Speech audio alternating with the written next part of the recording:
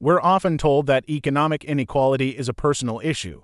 A result of effort, work harder, study more, take bigger risks. If you succeed, you earned it. If you struggle, well, you just didn't try hard enough. But what if that's not the whole story? Across the globe, inequality is growing even when people are doing everything they're supposed to do. This isn't a story about personal failure, it's a story about structure. Because some systems don't just allow inequality, they are designed to produce it. Let's start with a myth, the idea of equal starting points. Modern economies promise opportunity for all, but they don't give everyone the same starting line. Wealth isn't just created in a single lifetime, it accumulates over generations. Advantages compound. Access to the best education, powerful networks, and startup capital, these things are inherited just as often as they are earned. Think of it like a race where some runners get a 100-meter head start. The competition isn't truly fair from the beginning. Now, consider the fundamental difference between capital and labor. Most people earn their living through labor, trading their time for a wage. There are only so many hours in a day, so there's a natural cap on their income. But a small number of people earn their income from capital, from owning assets like stocks, real estate, or businesses.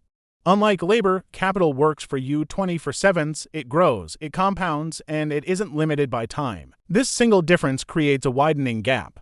Those who own assets automatically benefit from economic growth, while those who rely on wages can work harder and harder yet still fall behind. So, how does the money flow upward? Modern economic systems are built to reward scale. Large corporations can borrow money at cheaper rates, invest more aggressively, and easily survive economic downturns that crush small businesses. When a crisis hits, the losses are often socialized, pushed downward onto workers and taxpayers. But during the recovery, who benefits first? Not wages. It's asset prices, stocks, and real estate that bounce back fastest, enriching those who already own them. Inequality doesn't just happen during booms, it accelerates in the aftermath of busts. And then there's debt. For the wealthy, debt is a tool. It's leveraged to buy more assets and generate more wealth. But for most people, debt is an obligation, a heavy weight that limits their choices and drains their income. Student loans, credit card debt, mortgages, they can turn a temporary setback into a permanent state of struggle. The same financial instrument creates freedom for some and a cage for others, locking in inequality for years to come. The crucial thing to understand is that this doesn't require villains or bad intentions. Policies that seem neutral on the surface often have deeply unequal outcomes. Tax laws that favor capital gains over income, monetary policies that inflate asset bubbles, these systems operate almost mechanically. The goal might be to stabilize the economy, but the result is often protecting asset holders at the expense of everyone else. The outcome matters far more than the intent.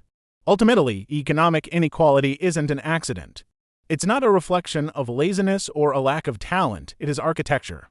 It's built into the rules of the game: how money flows, how wealth grows, and how risk is distributed. So the real question isn't why are some people falling behind.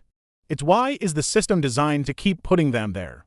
If you want to keep exploring the hidden structures that shape our world, make sure to follow for more. Thanks for watching.